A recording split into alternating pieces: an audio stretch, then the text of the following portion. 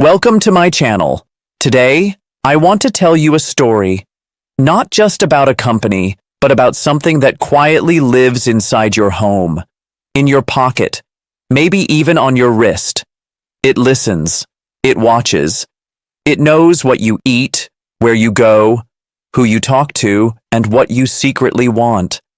It doesn't understand the taste of your dinner, but it knows what you crave. It might not be able to dream, but it knows your goals, even the ones you haven't said out loud.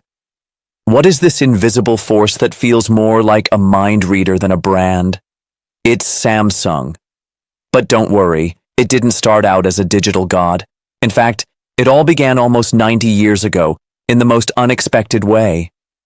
A young boy from a rich landowning family in Korea, spoiled, not particularly hardworking and not very consistent, decided to open a small company. His name was Lee Byung-chul. He dropped out of school, even though he had studied at some of the best. At one point, his family even sent him to Tokyo to study, but formal education wasn't really his thing. And yet, despite that, he would go on to build an empire. The company he started? It didn't make phones or TVs or anything electronic. No, it sold noodles, wool, and sugar. Yep, noodles and sheep's wool. You wouldn't expect this to become the seed of one of the most powerful tech giants in the world. Lee wasn't some self-made underdog. He came from wealth, old money. His family had connections with the Japanese elite during the time when Japan was trying to colonize Korea. These families were called the Yangban, aristocrats, educated, powerful, deeply embedded in politics. But unlike many in his circle, Lee had something rare: patriotism, that deep, unshakable loyalty to his homeland. And that's where the story shifts. See, when World War II ended, Korea was in ruins. Food was scarce, infrastructure was broken, people were hungry and desperate. But Samsung became a lifeline. It transported goods, it fed people. While others sold weapons, Samsung sold survival.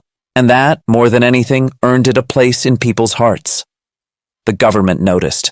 And when South Korea split from the North, it gave Samsung the keys to the economy. Low taxes, open doors, full trust. It wasn't just a company anymore. It became a pillar of the new South Korea. And so, Samsung grew. It tried textiles, it opened banks, dabbled in insurance, retail, even car manufacturing. Not all of it worked, some of it flopped hard, but it kept going. It built hotels, vacation spots, you name it. At this point, Samsung still looked like a company trying everything, chasing money. But it hadn't yet become what it is today. That moment came when it entered electronics. First, it was small: washing machines, black and white TVs, fridges. But slowly, quietly, Samsung started creeping into our homes, then our pockets, then our habits. By the 1970s, they were teaming up with Japanese companies like Sanyo. For the first time, Korean consumers started choosing Korean-made tech over Japanese brands.